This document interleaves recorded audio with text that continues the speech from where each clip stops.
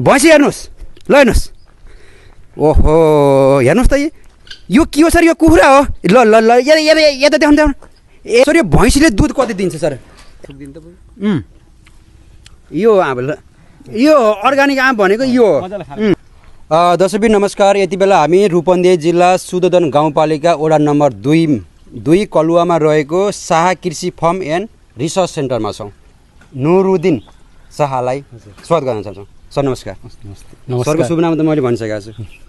मेरो नाम नुरुद्दिन शाह होइन, यहाँको अब शाह कृषि फार्मका र रिसर्च सेन्टरका सञ्चालक होइन र एउटा कृषक।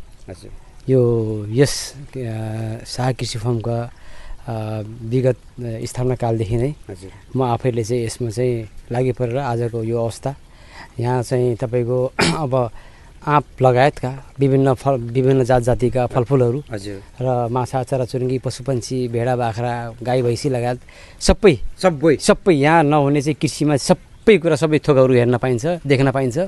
यहाँ तपाईँहरू चाहिँ आएपछि आफ्नै उमङ्ग र होइन जुन शान्तिभित्रबाट आउँछ त्यो कुराहरू चाहिँ तपाईँहरू आएर यहीँ चाहिँ आफै फिल गर्न सक्नुहुन्छ।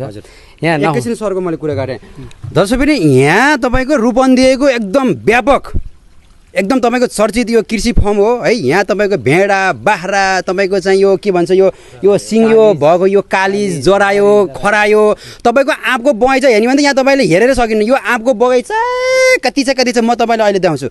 हजुर सर नमस्कार। हजुर नमस्ते। सरको शुभ नाम? मेरो नाम चाहिँ सुभाष पाण्डे। सुभाष पाण्डे, तपाईँ यस कृषिको म यो कृषि फार्मको चाहिँ होइन म प्रोजेक्ट म्यानेजर। तपाईँले यो कृषि सम्हाल्नु भएको छ? हजुर हजुर हो, उहाँ चाहिँ ओनर। हजुर हजुर। अनि सर तपाईँले यो आँप अहिले कति बिरुवा लगाउनु भएको छ यस क्षेत्रमा?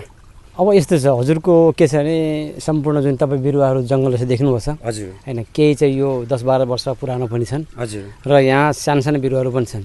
सानो ठुलो बिरुवाहरू अहिले चाहिँ देख्ने भने त हजुरको लगभग 3000 भन्दा माथि ओभरै छ। र अझै पनि हाम्रो प्रोजेक्टमा के छ सानो सानो बिरुवाहरू अहिले ल्याएर राखेर अब लगाउने काम जारी छ। लगभग 5 देखि 10 हजार चाहिँ पुरानो लक्ष्य छ यो आँपको बिरुवा। आँपको पनि हामी थोरै सर आउनुहोस्, हामी थोरै अगाडि बढाउन चाहन्छौँ।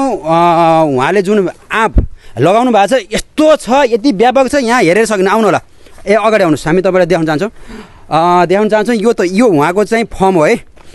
थोरै क्यामेरा थोरै रोटेट गर्नु होला, थोरै यता देखाउनु होला, यता पछाडि यो कृषि शाह फर्म हो उहाँको चाहिँ। यो तपाईँले हेर्न सक्नुहुन्छ है। यो तपाईँको ठुलो छ फर्म। यहाँ तपाईँको यो कटहर लिची तपाईँको आँप थोरै यता फर्काउनुहोस्।